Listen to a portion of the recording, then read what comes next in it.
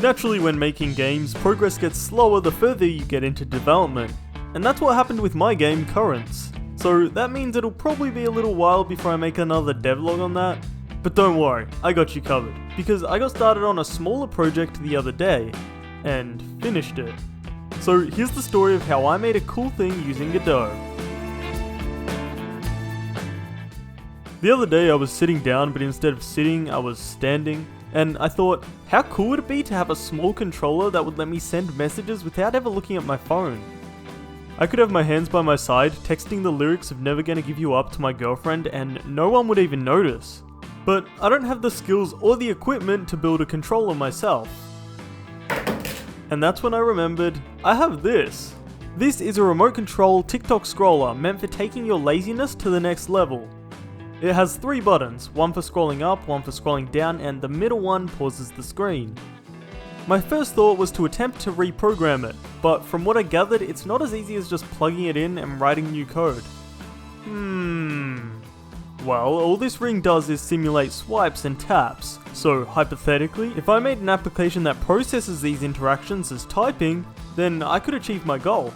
The problem is, there are only 3 buttons on this ring, and the alphabet has 26 letters. Now, I'm no mathematician, but I think 26 is just a little bit bigger than 3. Not to mention, I'd need a spacebar, a send key, and probably a delete key. We could use a A1Z26 cipher, which means A equals 1, B is 2, C is 3, all the way to Z equals 26, and this would only use numbers 0 through 9, which is 10 digits, but that's still too many. Introducing binary, the language of ones and zeros. But how the hell does binary work? I'm glad you asked.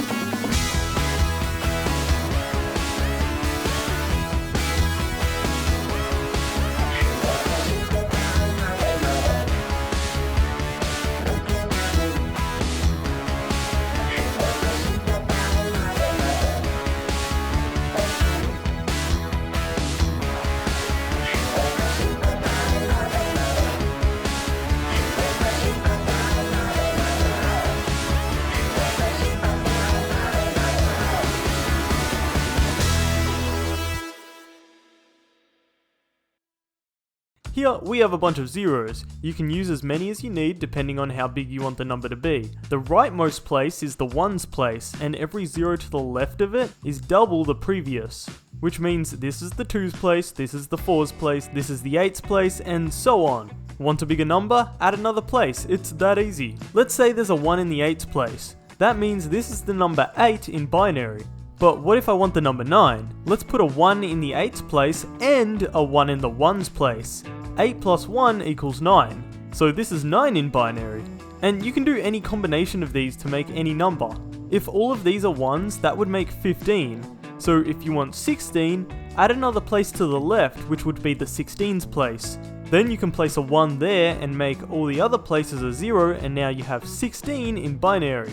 Using this concept, I could make numbers 1 through 26, which would need a minimum of 5 places, and then use the A1Z26 cipher to convert those numbers into letters. That way, I would only need 2 buttons, and I could use the third one as a backspace. So I whipped open Godot and got started.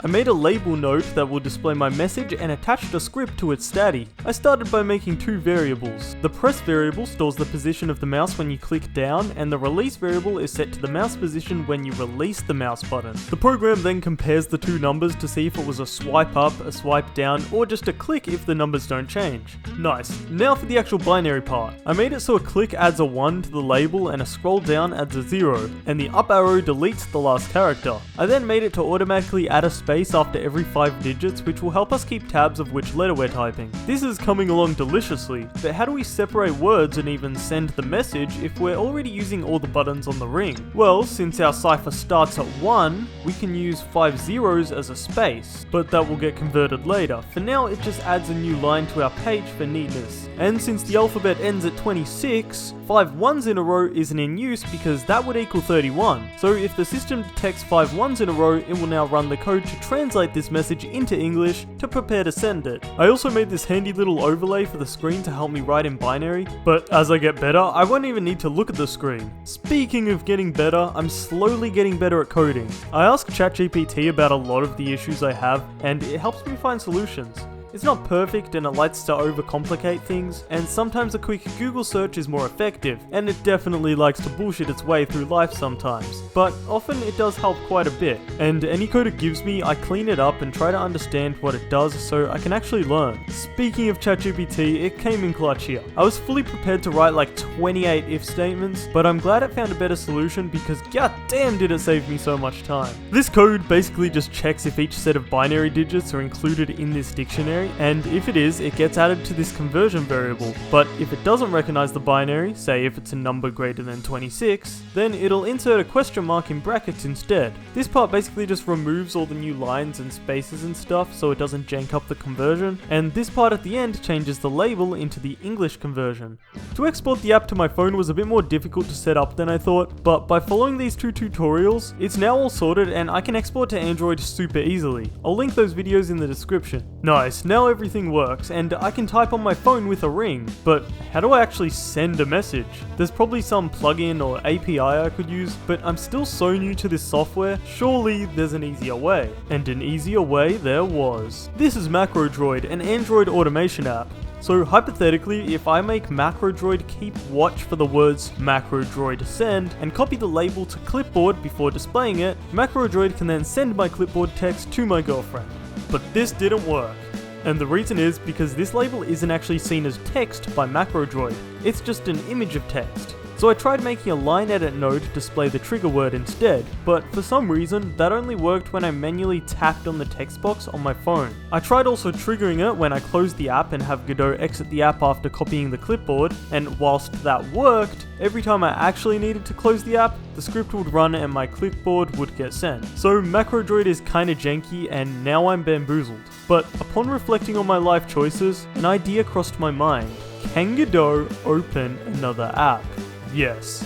If I make a blank app that simply triggers MacroDroid when it's launched and have my binary keyboard app open the blank app when the message is ready to send, then MacroDroid can do its thing and send my thing and everything will be awesome. So that's what I did. I made an app that's just a black screen, and whenever it's launched, MacroDroid will send my clipboard as a message. And that's basically the whole project done. Let's test it out.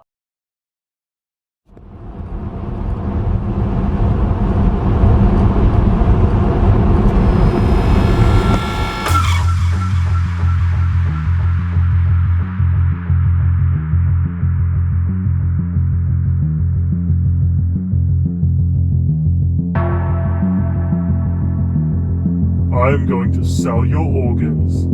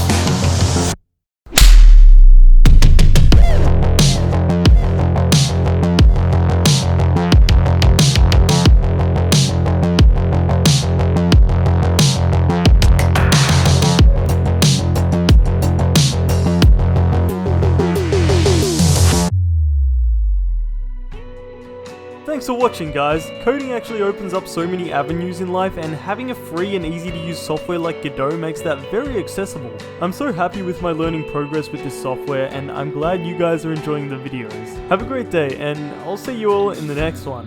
Bye!